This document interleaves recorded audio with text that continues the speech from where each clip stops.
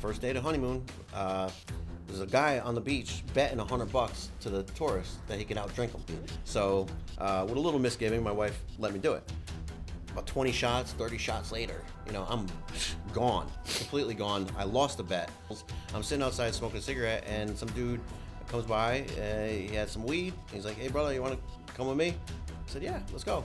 I just hopped on a bus with this guy, 45 minutes into the middle of nowhere. We're walking through this neighborhood. It's like dirty as shit. All kinds of abandoned buildings, prostitutes. I'm like, oh boy. Anyway, I go into this basement of this restaurant. Now there's like 7 dudes, guns, knives. They beat my ass, tie me up, take my gold chain and my watch, and I'm there for like hours now, all right? And now I'm coming to and everything.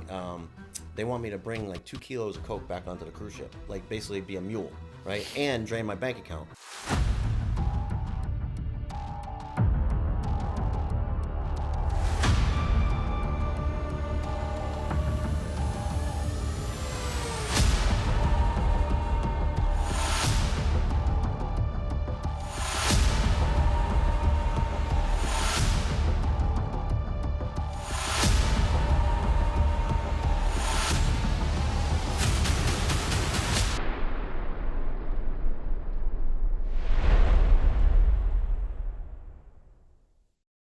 Ladies and gentlemen, welcome back to Crime and Entertainment. I've got a very special guest here, local to my area, the Charleston area, who's got a wild story. Please welcome Joe Gallagher. Joe, how you doing, my friend? Doing great, man. Thank you so much for having me. This is an honor and a privilege, for real. Absolutely. So our lovely host here at this studio, Dana, put us in contact. And wow, you have a heck of a story. And nomination for a Grammy, hit by a car, got some drug addiction issues, kidnapped in the Bahamas, charged with attempted murder, and somehow and there's more stuff too we're going to get into, but overcome all that and now have a successful pasta selling business. This is a movie story script, could possibly be one soon. But before we start unpacking all this, man, let's go back to the very beginning. Where does Joe's beginnings come from? Is it here in the Charleston area? No, so I moved to Charleston in 2014. I'm originally from New Haven, Connecticut. Okay. Yeah, and then the suburbs, like the outskirts of New Haven. Mm-hmm. Yeah. All right.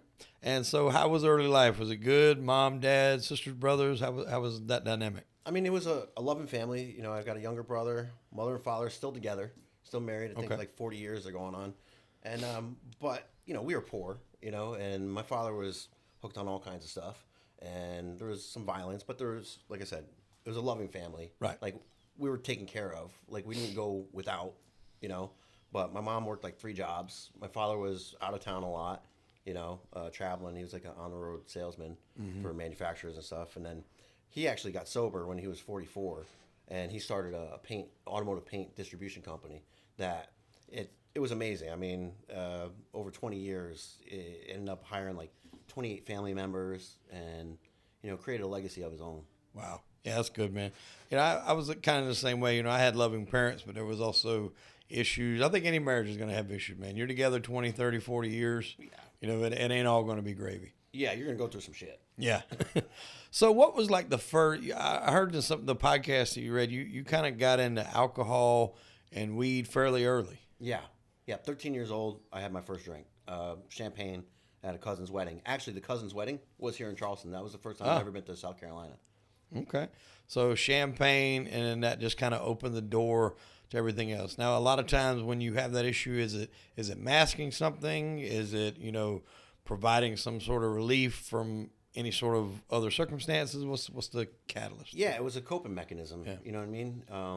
Because I needed a defense and I needed courage, and because I had a very traumatic childhood outside of the home, in the church. I was molested at a young age, and then that kind of snowballed a bunch of stuff, put myself in some vulnerable situations and got taken advantage of. So, I was scared, and so the alcohol kind of gave me that lubricant to face life. Yeah. And did you ever voice what had happened to you in the church? No, it's just recently. I started talking about it. It's been hard.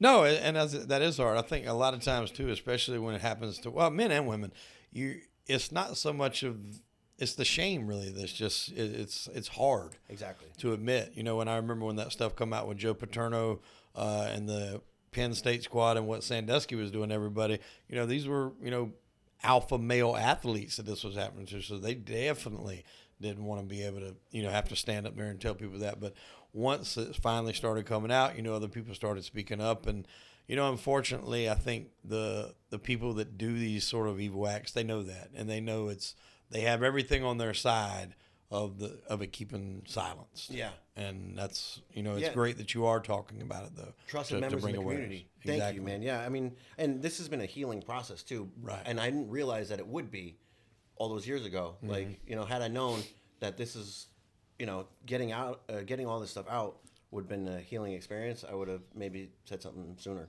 Right. All right. So progress from that. You have the issues in the church. You're experimenting with weed and alcohol. Where do we go from there? So I was having a lot of violent outbursts, and starting to get into some trouble. Hated myself. Started hurting myself, cutting and that kind of stuff. So then I started getting into like psychiatrists, going to see psychiatrists, therapists, that kind of stuff. Getting hospitalized a few times for suicide attempts, and then they started, dumping medications on me. Mm-hmm. And just out of curiosity, what were they dumping on you? Because I think that's like the answer to so many things nowadays. When people go, they just throw pills at you. Yeah. So I mean, I had to take a bunch of tests, and they determined and diagnosed me bipolar, manic depressive, PTSD, that kind of stuff. And I mean, I was on 26 different medications throughout my 26. Yeah.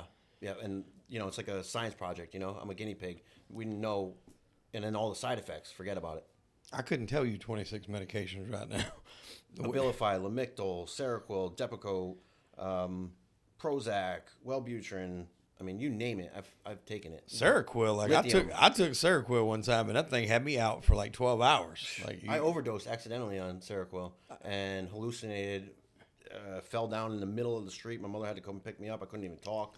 Like, bad. Yeah, I worked night shift for a lot of years in the steel industry, so I needed Ambien. And I was running, for some reason there was like a lapse. I thought the prescription was filled. It never got filled. And a friend of mine was like, here, I got Seroquel. It's the same thing, but it's a little stronger. So just make sure dude, it was like, I took that at 7 a.m. when I got home. It was like 1 a.m. the next night before I finally come out. I still got up and went to work, but like I was just so groggy, and I was just like, hell no, I can't take this. This is rough.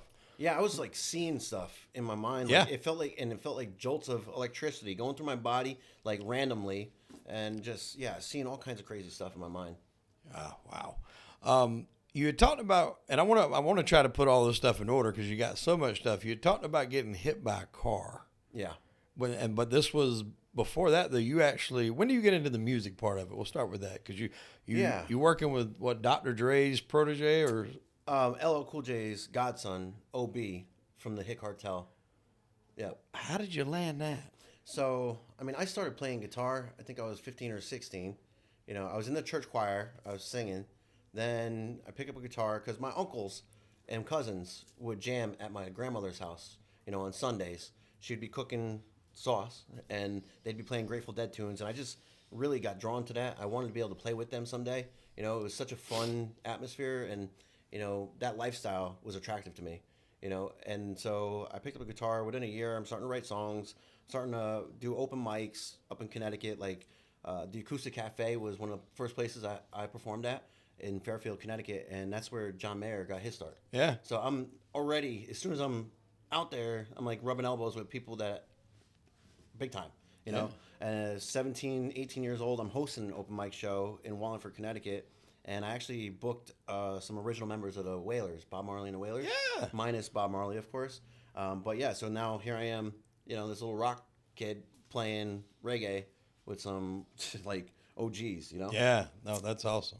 And then I had a guy through my father's business, a customer, who wanted to invest and help me get my first album done. And so he knew OB. He brought me to the studio, and I had already met him.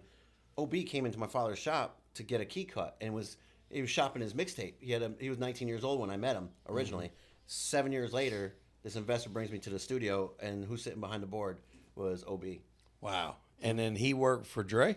No, so he had his own thing. Like, okay. His godfather is LL Cool J, but he's responsible for putting on French Montana. He got Dave East his start, the Yeah. Coke Boys, and all them guys. But here I'm a rock artist. He's a rap artist, but we just work so well together, man. Yeah, you collab. And then what all sorts of things were you doing with him? So we put together an album, Side Effects, which was like 10 songs of all different types of styles. We combined a lot of different elements from country, blues, rock, hip hop, and put this thing together. And then we had a song called Thunder and Allison. So I did 2 videos, and then Thunder is what got on a ballot for Best New Rock Artist in 2017 through the Hit Cartel and Big Noise Records. Okay, and that's how you were up for the Grammy. Yes. Okay. Yeah, I was in contention for the nomination. Contention so for I the didn't nomination. I didn't end up getting the nomination because I got hit by a truck during the voting process that year. So explain that. Walk us through that. How do you get hit by this truck? So I got this business, Chucktown Paint. My father helped me set it up here in Charleston. I'm making a delivery at like 7 o'clock in the morning, all hopped up on cocaine, trying my hardest not to drink. I knew alcohol was a problem, but I still wasn't willing to do anything about it, really. Right. Just white knuckling, don't drink.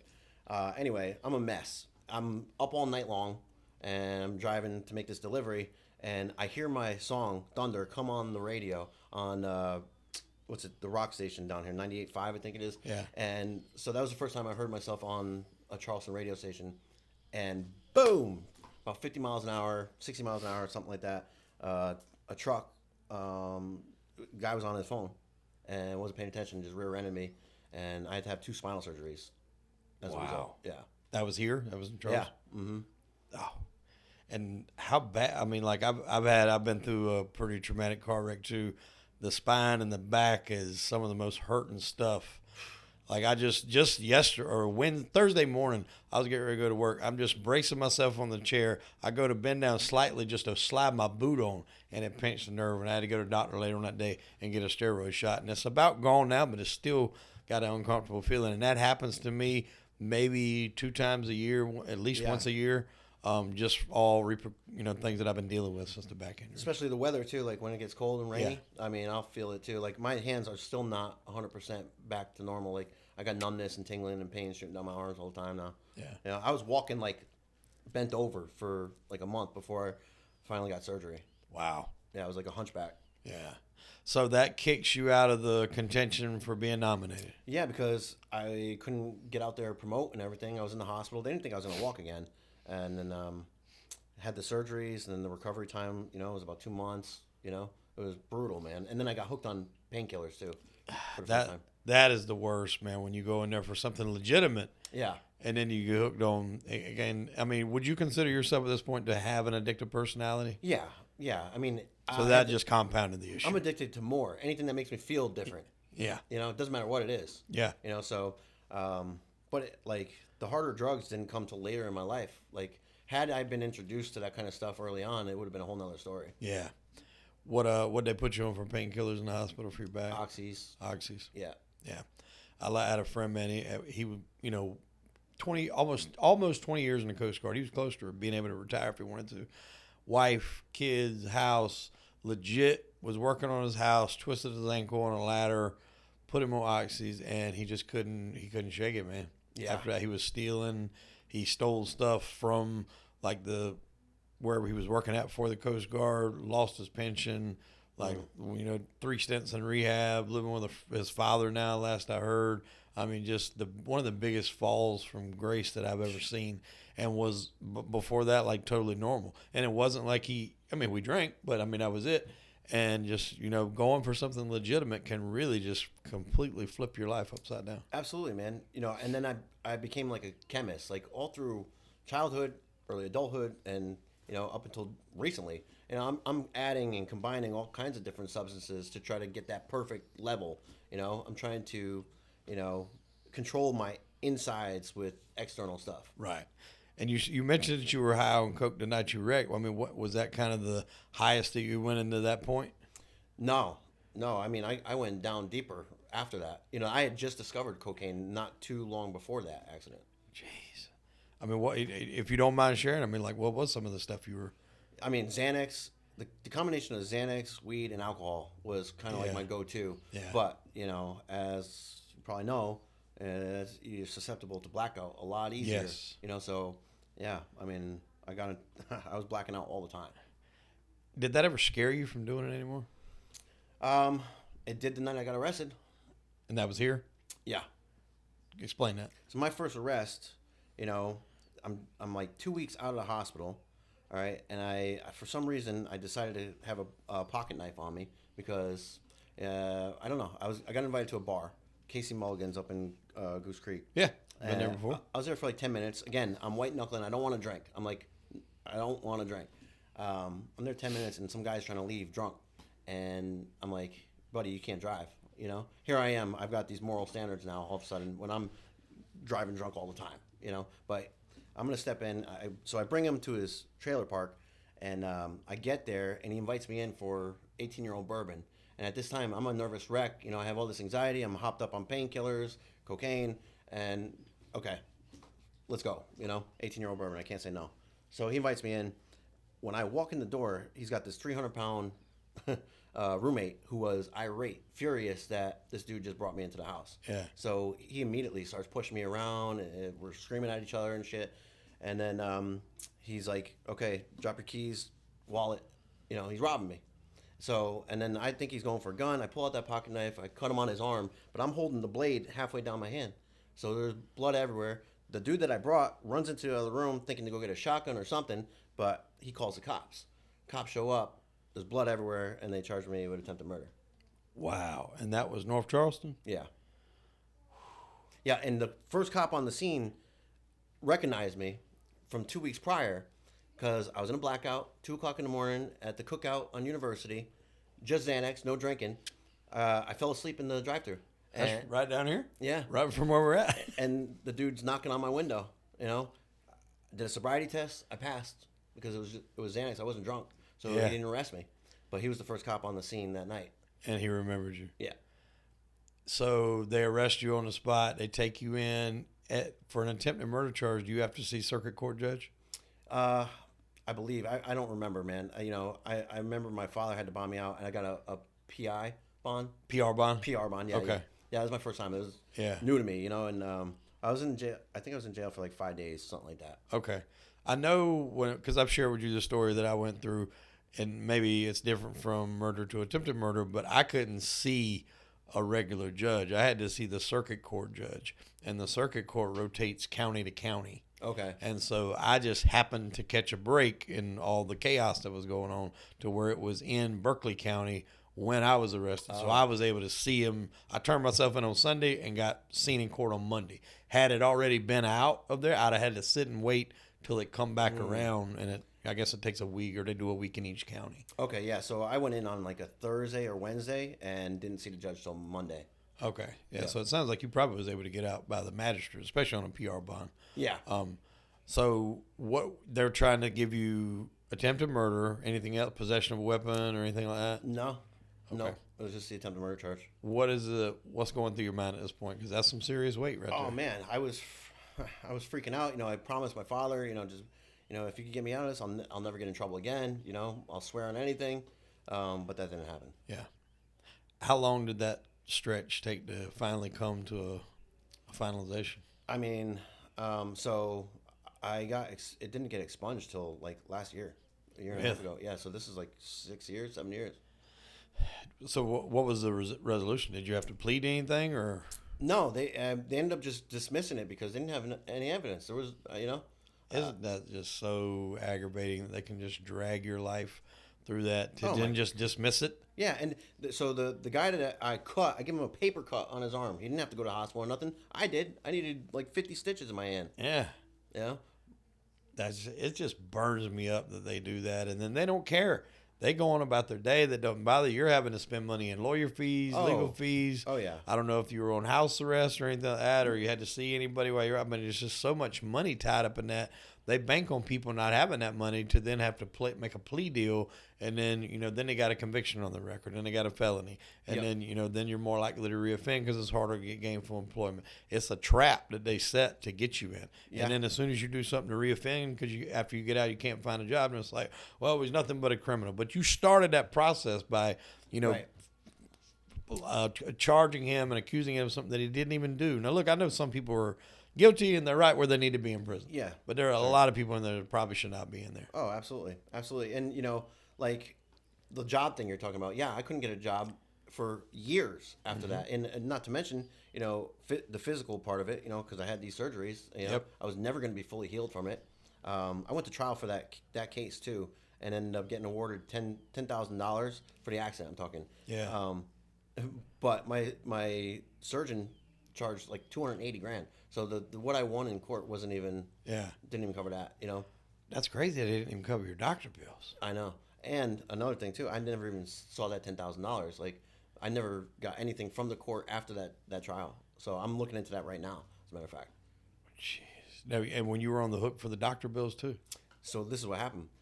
I gave that surgeon happened to get the first signed copy of that album that I was in contention for the Grammy for, and he waived the $280,000. Wow. But he changed his whole policy. He doesn't take insurance no more because of that case.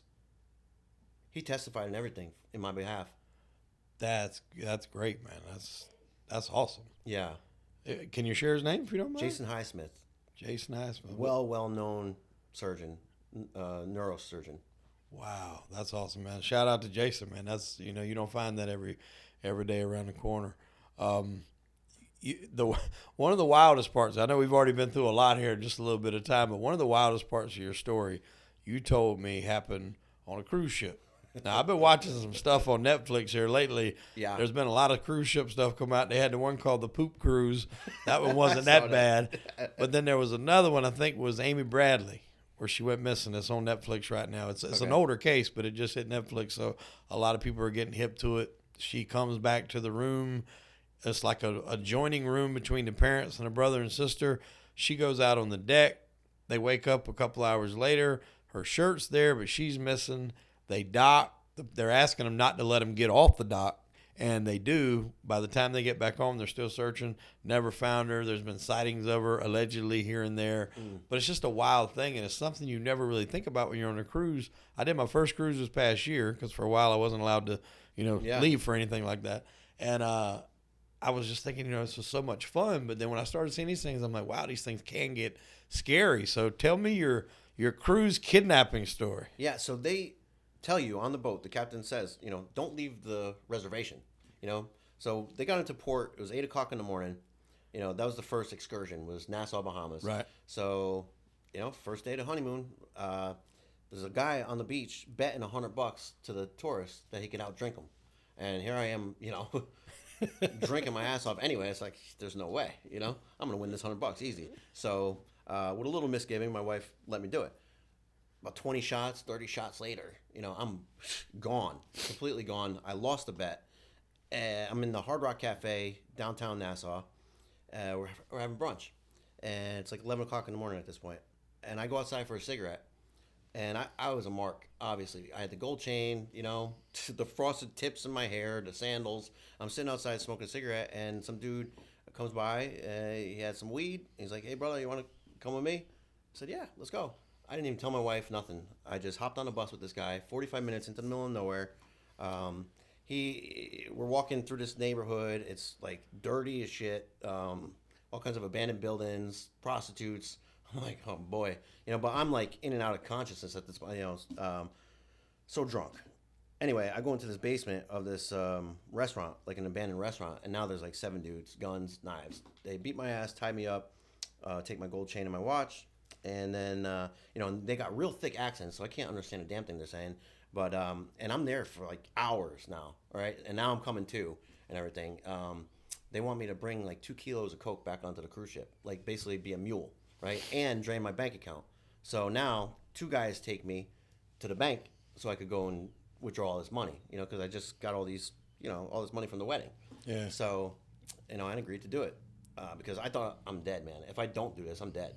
For sure. Like, so 2 guys now, and like I'm coming back to get my wherewithals, and I see that there's it's a one-way street that's where the bank's at. And it was also a really narrow road, so I knew that they were going to have to go all the way down to be able to turn around and start chasing me. So as soon as I got out of that car, I took off, and come to find out, the the cops were already looking for me. The boat stayed in port.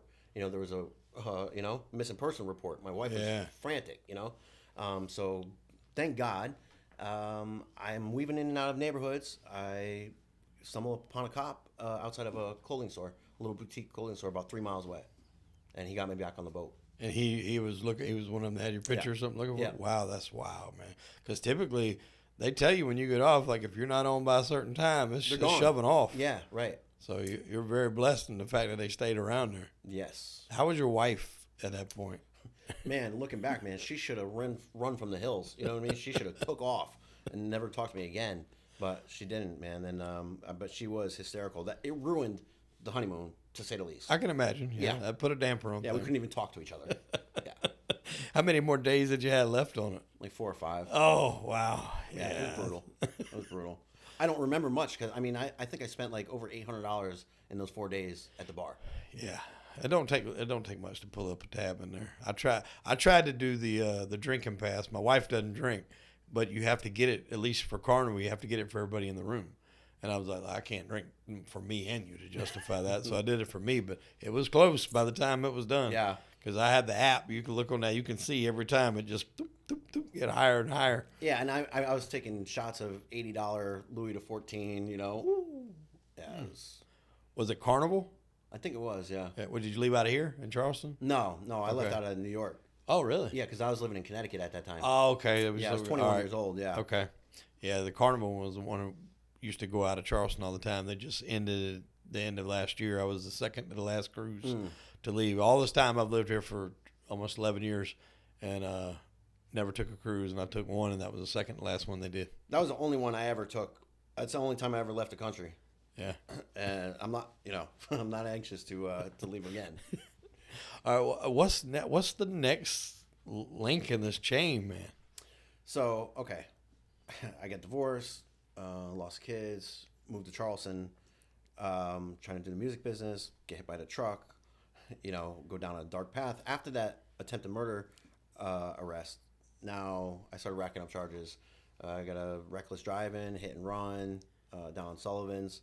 In my wife's car, totaled it, then a DUI, and then the last charge was a domestic violence charge. That something I swore I would never do. They had to tell me about it after the fact because, again, Xanax and liquor. I was in a blackout, and nobody would bail me out this time. Mm-hmm. So I had a moment where I had to fully surrender and beg for forgiveness at that point from God first and foremost, and be willing to do whatever I have to do to stay sober and change my life, Yeah, I'd heard one of the shows that you did, you had to stay in there for a little while. They didn't want to, and sometimes that's what it takes, to be honest. Yeah. As parents, we want to be there to rescue our kids from anything, right or wrong. We can talk about what you did later. Yeah. But I had a friend that was always in and out of jail, and then one time his mom was just like, I'm not going to go get him right now. He's just going to have to sit, and it took a lot. Like, she cried, and she didn't want to do it. But everybody around her is like, you got to be able to, if you keep bailing him out, he's not going to think there's any, repercussions of his actions that he's doing. Yeah. So now, and at this point, the attempted murder charge hadn't even been dropped fully yet. I haven't been. You got this on top of that. All of these charges have been, stacking up now. So they really wanted to throw the book at me this last one. Yeah. And what wound up happening? I had to do 26 weeks of PTI. Yep. Yeah. That's what, pretrial intervention? Mm-hmm. Yep. Yeah. Okay. That's right. And they didn't even want to let me in. Yeah. Like, I had to really beg to get in that. Wow. Now, you mentioned, asking for forgiveness and finding faith. Faith becomes a big part of your story. Yes. When did that kind of really take a hold of you? So, okay. It's like I'm 2 months sober at this point, and actually from day one of getting out of jail, I'm like, I got to do something's got to change. I got to do something different here. From the DV charge? Yeah, from the DV charge. Okay. And so, I'm just praying, and I went back to meetings, because I've been in and out for a long time of meetings. Would get a little sobriety here and there, but I wasn't willing to do all the work. Right. And I didn't really have that conviction that I was a real alcoholic. I still had reservations. Like, there's some way I could beat this game. I could outthink it. You know what I mean? And I wasn't fully willing to work the spiritual aspect of the program. Right. Wasn't doing all that prayer meditation stuff. The foxhole prayers, yes. Yeah. But so here I am, newly sober, can't get a job at Walmart, gas stations. Nobody would hire me, and then I bring some spaghetti and meatballs and some eggplant parmesan to a meeting, and somebody's like, "This is the best sauce I've ever had. Why don't you try to sell this?" And I had no experience in the food industry, but I started doing some research, looked into it, was able to get a prototype, and then Piggly Wiggly ordered 6 cases. So I was like, okay, I guess I'm doing this. And you went in there to broker that deal, right? Yeah. So this is funny. Actually, the day before I got the yes, I had brought my prototype into the store, put it on the shelf, took pictures. I had this homeless lady digging in trash. I gave her $10 to film a video outside the store as if she just bought it there. So it was like that manifestation, just to feel what it would feel like to be in the store. The very next day, I'm saying a prayer. I said, God, if this is your will, let this happen. And I walked in and talked to the manager, and he says, as long as it's not barbecue sauce, you're good. And I said, no, it's spaghetti sauce. He's like, yes, I want 6 cases. Yeah, there's a lot of local barbecue sauces in Piggly Wiggly. But Pig is good about doing that, like you said, with the local vendors, because I love Prosper's barbecue sauce. Okay. And that's one of the only places you can find Prosper's barbecues. I'm a big vinegar-based guy. That's my thing. Mm-hmm. And that's one of the only places you can find it. So Piggly Wiggly is very good about doing that. They are, yeah. And so Mr. Willard owns 14 Piggly Wigglies. So that was the first store I went to, was the one on Otrano. Okay. Yep. I know which one you're talking about. So they buy 6 cases. So now where are you making this out of? Your kitchen? So that prototype was made out of my kitchen, the galley kitchen, and then the first couple batches I did were out of my galley kitchen. So I left that store. I called my father. I was so excited. He was excited. He's like, holy shit, are there any more Piggly Wigglies nearby? I said, yeah, there's one right down the street, Ladson. I went there, same thing. That manager ordered 6 cases too. So, and then within a month, I had 4 stores. That's when I had to go look for a commissary kitchen, because I couldn't handle just that out of my galley kitchen. Now, did you have any experience in doing this, like outside of just cooking maybe Sunday dinner or anything like that? No, man. This, so this sauce is my family recipe, my grandmother's from Naples, Italy. But this is that Sunday sauce that we had all the holidays, every time we got together. Wow. Okay. I should have told you to bring one here. I don't know why I didn't do that. I don't have any. Oh, wow. You're out right. Okay, so we're going to get into that. Yeah. All right. So you do that. Do you get some more stores to hop on to right after that? Yeah, so I hit 4 stores. Then I got the commissary kitchen up in Monk's Corner. So now I've got... How did that come about? So I'm looking online, trying to find commissary kitchens. And I went to 3 different ones, but they wanted like $2,000, $2,500 for like 20 to 40 hours. And I was already spending way more time than that because I'm doing everything by hand, Mm-hmm. And so I'm like, no, I can't do that. And then I was driving to the Monk's Corner Piggly Wiggly, and there was a van at this big white building unloading a bunch of like cases of food, like cans of stuff, So I'm like, I wonder what's going on here. There's no signs or nothing. I pull in, I start asking questions. They brought me inside, and sure enough, it's this big, huge commissary for all the food trucks. There's like 38 food vendors in and out of this place. And the owner, Sandy Reddy, she actually had her cake mixes in 250 Walmarts. And she also started with Piggly Wigglies. So she kind of took me under her wing and kind of showed me the ropes, how to scale this thing. Wow. So when they buy these cases, they put them into the Walmarts. And then what is it, just depending on the sales, they'll buy more? Explain that. Yeah, so... supply and demand dynamic. Yeah, so like Piggly Wiggly... The name is owned by CNS Wholesale Grocers. Right. Okay, they're a big distributor. All right, so, and the branch here in the Low Country, I think, has like 80 stores under them. So you get put into their system, and now any Piggly Wiggly can just order your stuff. You just make a phone call, and now they could order it, and then you make. But I'm a DSD vendor, which means I have to deliver everything. I'm not warehoused at this point. Until your volume is up higher, you're hitting certain metrics, they're not going to warehouse you. I got you. Yeah, so I'm delivering all this stuff in the back of a Honda. Wow. All over the state. I mean, you're boots on the ground invested in this thing 100%. You get the kitchen, and how much time are you spending there? So I had third shift, 8 p.m. to 4 in the morning, and while I'm doing this now, I'm starting to document how I got to this point. I'm starting to, because I was going to, publish a book about how to get into the food industry. Mm-hmm. But that turned into a whole nother story.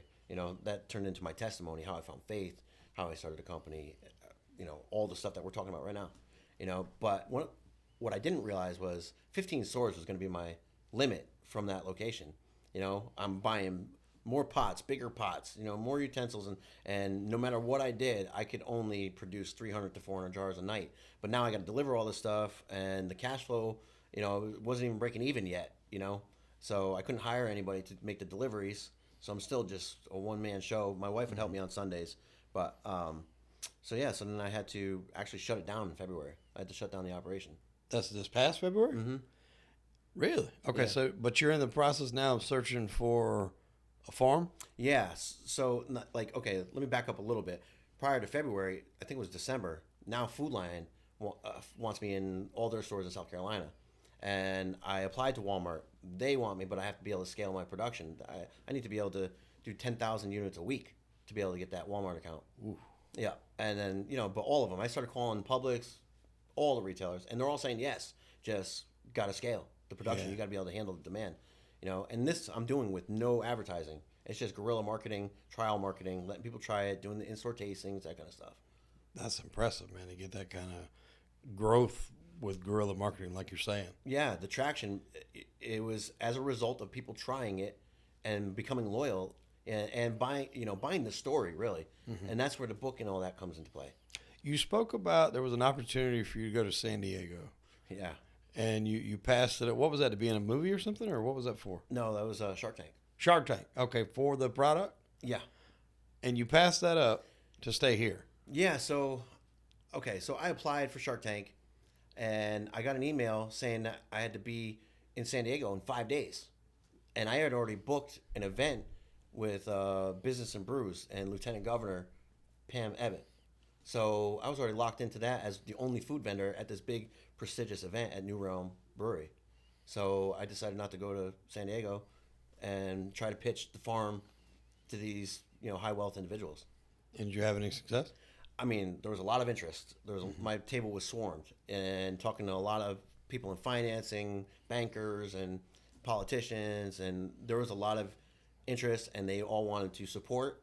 I didn't get a check, but it started a lot of conversations, and those conversations have evolved. Mm-hmm. I thought in my mind it was like, because of demand, all these stores want it. Literally, if I put them all together, like over 1,000 retailers are pretty much waiting. Yeah. Without me being an official vendor, I've gotten the verbals. So, but I thought, this farm project, because it was so like, I don't know, so unique, like what I'm trying to do with the nonprofit side of this thing. Mm-hmm. I thought it could get funded overnight, but yeah, it's $25 million. Yeah, that's going to take a little bit of stuff to work through. Is the farm local here? Yeah, it's 1,700 acres, beautiful, in Adams Run, like right past Ravenel. Yeah. Yep. And then you were talking about like hiring veterans and yes, and things like that. That's awesome, man, to do that. So where are we at with that? What do you need, and where do you sit to be able to get this off the ground? Because it sounds like you have everything in place to just shoot this thing to the moon. Yes. So I'm working with an investment broker, and then also J.P. Morgan. They've been watching me apparently for about 2 months, and they hit me up, one of their executives here locally, and I went in and had this big meeting, and now they are actively really trying to bring those final pieces together to get the whole thing. That's awesome. You've even been in the LA Times. How does the LA Times pick up someone from over here? How does that happen? I mean, LA Weekly. Or LA Weekly. And that same day, man, I got my car repossessed the same day that article came out. I heard you say that. Yeah, that's like a very wild chain of events in the same day to hit LA Weekly. And it was profound. Like emotionally, just rocked me. Here I was on an all-time high. Like I've been, trying to get back into the media with all this stuff for a while now, and then I finally do. And it was just a letter to an editor. I mean, just telling the story how I went from bars to jars, jars of sauce, and the company's taken off. That was enough to get me that article. And yeah, that same day, because now I had the kitchen shut down for a couple months at this point, and that was my only income. Wow. Now, did you send the letter to the editor? Yeah. Yep. Okay, I didn't even know that was a thing. That's odd. I didn't even know you could do that. Yeah. Yep. Wow. Yeah, and then since then I got I hooked up with some publicists, people in PR and stuff like that, right, who are helping me now, because Insider Weekly did an article too, and I think there's a few other national publications, and then locally started picking up the story too. Yeah. So let me ask you this: with your couple questions, your resurgence of faith in your later years after you've been through so much, did you have any sort of reservations of getting back into it, considering what happened to you in the church from your youth? Absolutely. Yeah, I wouldn't step foot in the church. So what happened? My sponsor, this man, Robert Baxter, was like a father figure to me. Really just wanted me to get sober.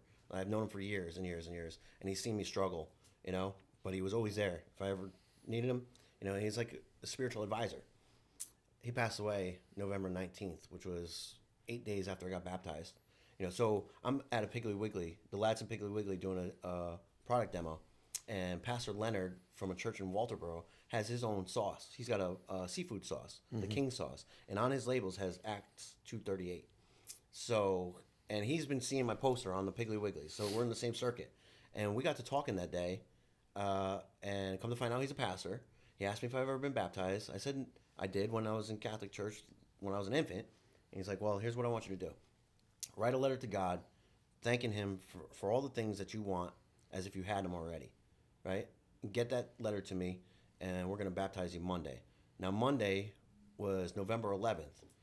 This pastor had no idea. I have 11:11 tattooed on my arm for years.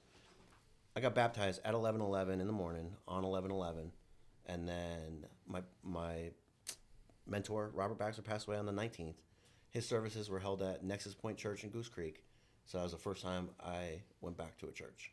What was the 1111 stand for on your tattoo? So it's every time you see 1111 pop up randomly, there's an angel in your presence. Right. That's supposed to be, I've always heard the time to make a wish or something like that. Yeah. Yep. Okay. So we do his service. I'm doing all the video for the memorial and stuff, and I wrote a song, which I hadn't written anything for so long because I got so disenfranchised and resentful towards the music industry. I lost the joy, lost the passion, didn't even want to play because I couldn't, number one, and I was angry at God for that too, but so I played that song for the congregation. The pastor heard it there, Pastor Rodney, and he asked me to join the praise team. And I said yes, because it was such an emotional day for me, being there in that church, all the things, and I felt compelled to join the church. That's awesome, man, because sometimes those things can keep people from ever wanting to rejoin. Yeah. And I can't say as I wouldn't understand it, because if you're not able to overcome it, because that's the thing. Like I said, I heard a quote the other day, and it hit me so hard, and it was like at some point everybody's going to fall in the water. Yes. But it's the ones that drown that stay there. And I love that. I did. When I seen that, I'm like, that's it. I was like, because that is so true. Everybody falls in the water, but you only drown if you stay there. You gotta swim up and get out. And but some people, it's harder than others. It's not. I always tell people, like, just because I was able to do it in my situation, you're able to do it in yours. Some people can't. They need the help, and if they don't have the help from friends, family, or churches or whatever, it's hard. And some people then don't want to help. I've seen some people just spiral to the point of where, unfortunately, they do, unalive themselves, and it's a shame. But it's just, I think everybody's going to go through things like that in life. But it's like what Rocky said, you're going to get this life will beat you to your knees and keep you there if you let it. But it's the ones that get back up. Yeah, that's right, man. So, I fought God. I was angry at God my whole life ever since it happened to me, and then I felt like God owed me something, right? No, I felt the same way. Because, he let that happen. And, but, I mean, in retrospect, and you put it all together, it was a blessing that all this happened, because now I'm out there speaking about it. It's helping other people, which is really the service aspect of my whole story is what makes this thing what it is, and ultimately giving glory to God, because I know that left to my own devices, I'm going to mess this thing up. Yeah.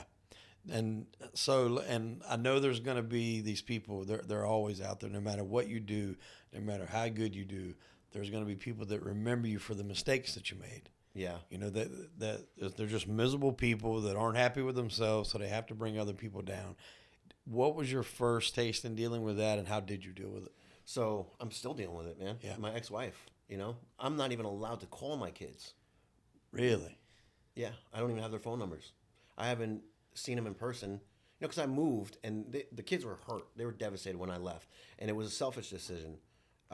However, at the time, I thought I was doing the right thing. Like, I thought they would be better off with me gone, because me and the mother, the ex-wife are not communicating. We're not getting along, and plus I'm still using Xanax while I'm with them and nodding out and stuff. I just like, look, I'm gonna go 1,100 miles away. I'll still keep in touch with you, FaceTime and all that stuff, which I was able to maintain for a while. And also in my mind, I thought I was gonna be able to come back and forth, Charleston to Connecticut, but no job, no money. It was impossible. Hard to do that. Hard to do that, yeah. So, but I tried the best I can to keep that relationship going through FaceTime. Then COVID hits, and now they're not going to my parents' house, and I have supervised visitation only. I can only talk to my kids if they're with my parents. Oh, wow. Yeah. So, and that kind of put a damper on all that. Yeah, so then 2 years gone by, now I haven't even gotten my FaceTimes, and so yeah, and my wife is hurt, my ex-wife is hurt, and I completely understand, but I wasn't the only guilty party in that relationship. It Right. takes two to tango. I mean, she was emotionally and mentally abusive too, belittling me, embarrassing me every chance she got, Yeah. and she was angry. Hurt people, Yep. so, but yeah, no matter what I do on the good side, she'll never forgive, never let go of that. What about people in the public eye? Do you have people bring up things like if you're out here trying to promote something or something like that, and people know you from past mistakes? It hasn't happened yet since starting this journey of That's sobriety and the sauce company. Like, everybody has been super encouraging, super supportive. Now, had this been a few years ago during all the arrests and all that stuff, that time in my life when I was still trying to hang on to the music and trying to get attention, doing shows and stuff, like people would post comments with my mugshot and all that stuff. So Yeah.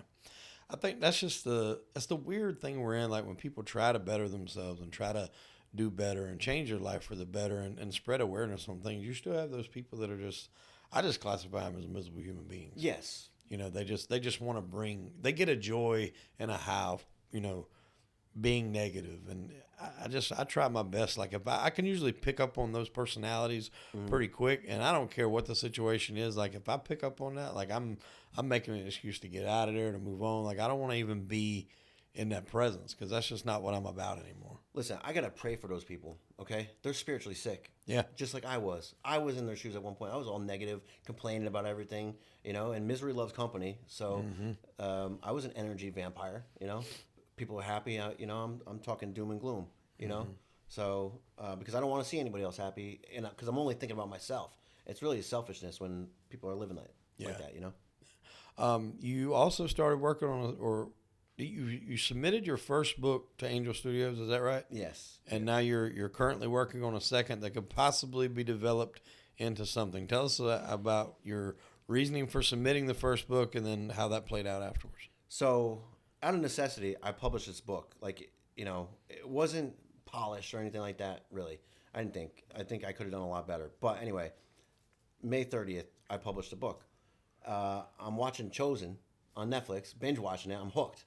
It's like 4 o'clock in the morning, and it just came to me, man, like, Angel Studios. Okay, let's see what happens. I went on LinkedIn, found the profile, sent them a message with the manuscript attached to it.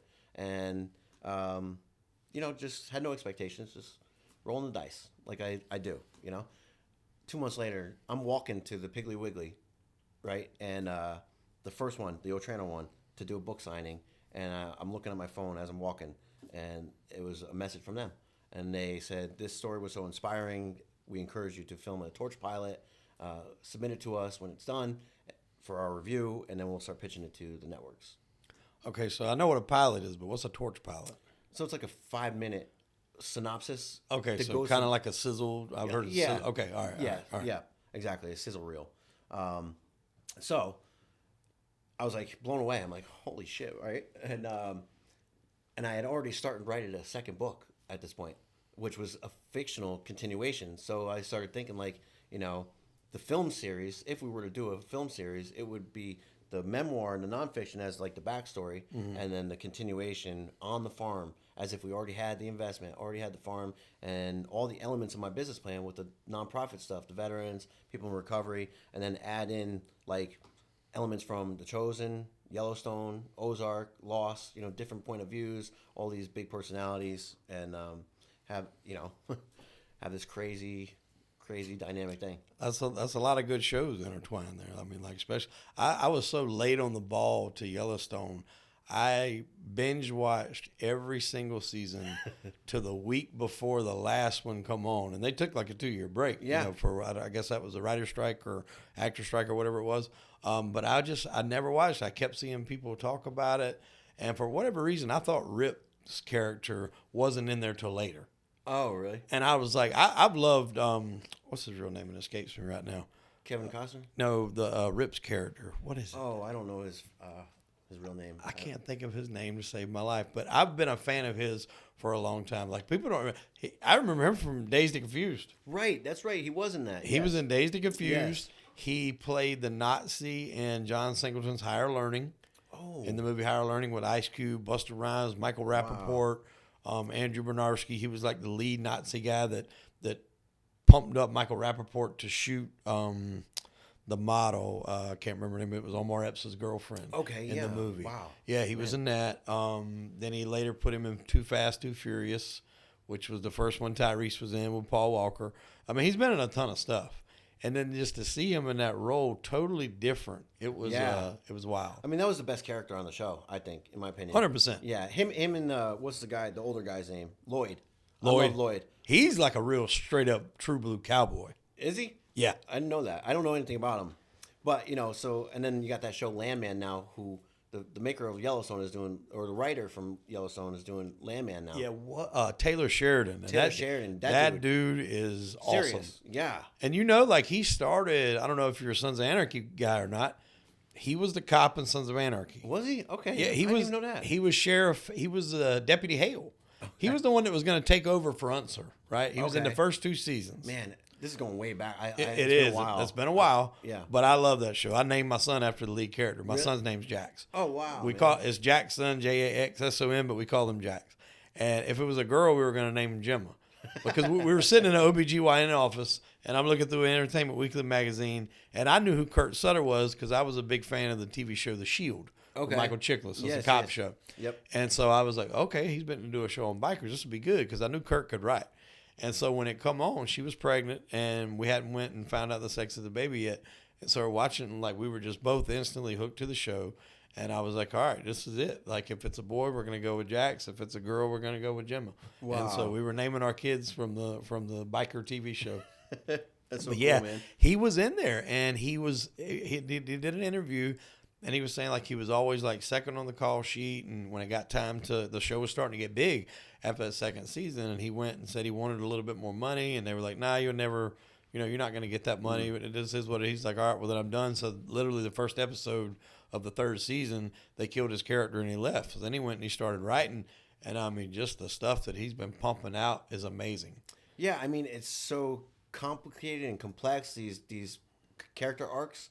That in Yellowstone was phenomenal. Same thing with Landman. Like those characters are strong, you know. And another thing too, what impressed me about Sons of Anarchy is the dude that plays Billy, Uncle Baby Billy in Righteous Gemstones. Yes. Was a tranny in Sons of Anarchy. When I learned, I was like, what the? Well, he was in The Shield.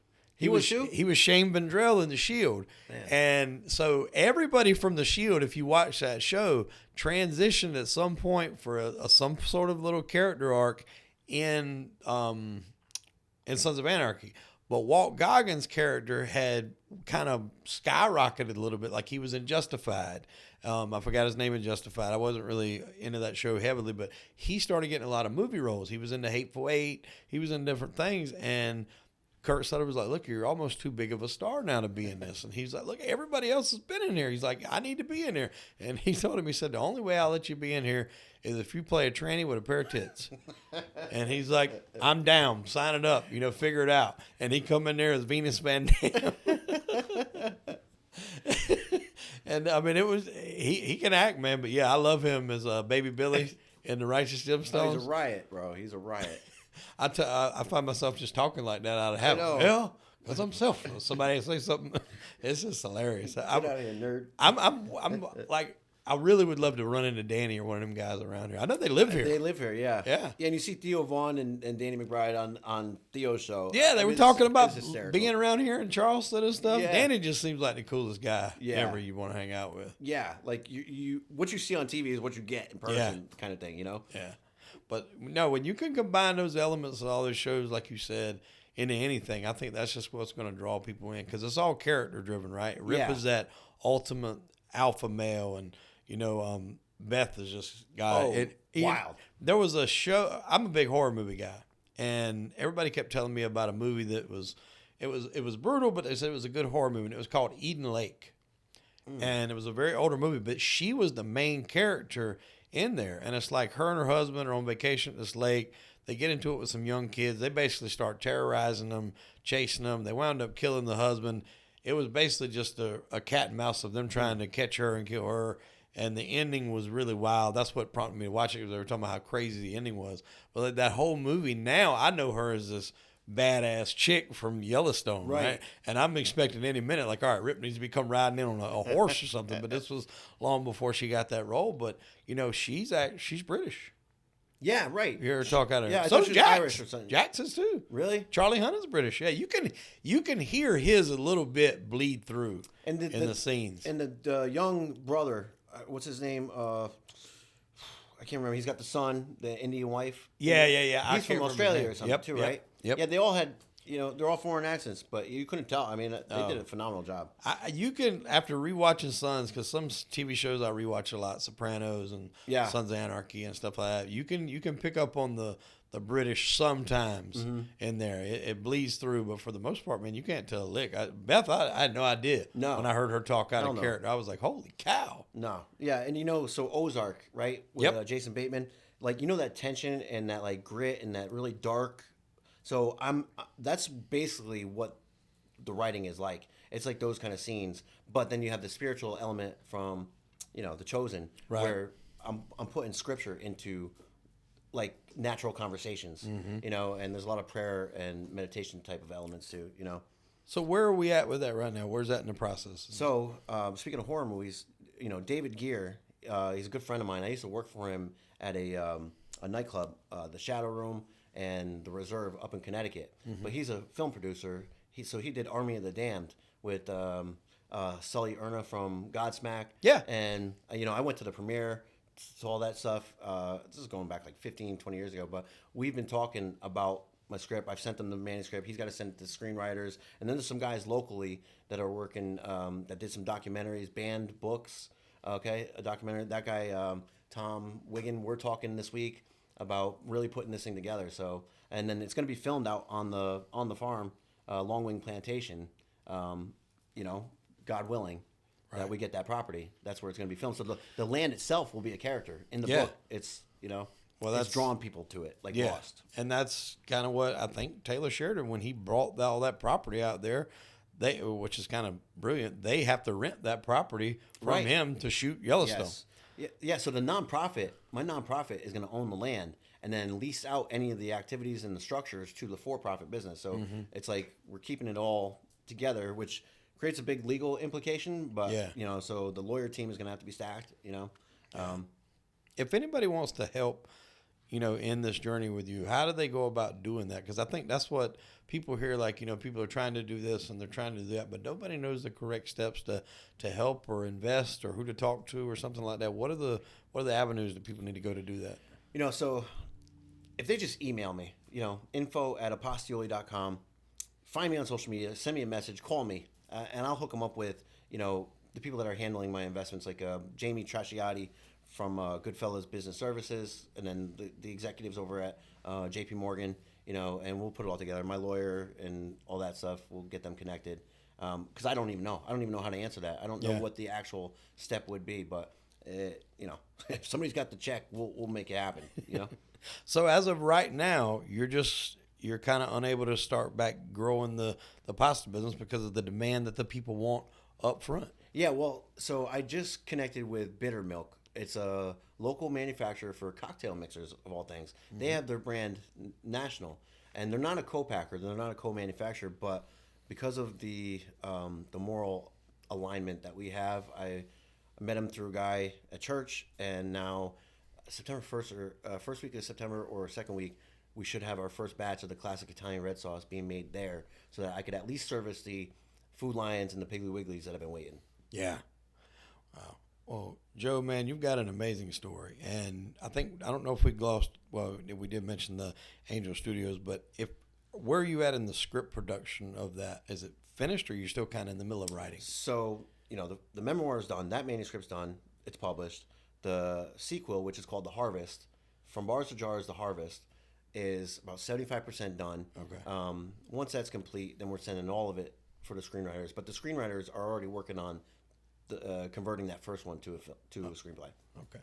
Please keep us updated on that, man. I'd love to help support and in any way I can. You've got an amazing story, and I love highlighting, people with, these enormous amounts of obstacles that they had to overcome in their life to still come out on top. Because I think sometimes these are the stories that people need to hear, because there's somebody that's going through some of the stuff that you went through. They went through some of the instances. Same with myself. So, there needs to be these success stories out there. The world is so full of the negativity and the bad of how people don't get out. We need to spread. We have a duty, you and I, Yes. to spread the stories of how you can get out, you can overcome, and beat the odds and do what we're doing. And, I want to just tell you how much I appreciate you coming on the show. Hey, thank you so much, man. You're absolutely right, too. It's like, there is help available. I have to be humble enough to say that I don't know what I'm doing, and then just seek guidance, ask for guidance. I do every morning. I'm thanking him and praying for guidance and direction, because I've been lost for so long. But it is available to anybody that seeks it. Seeking you shall find.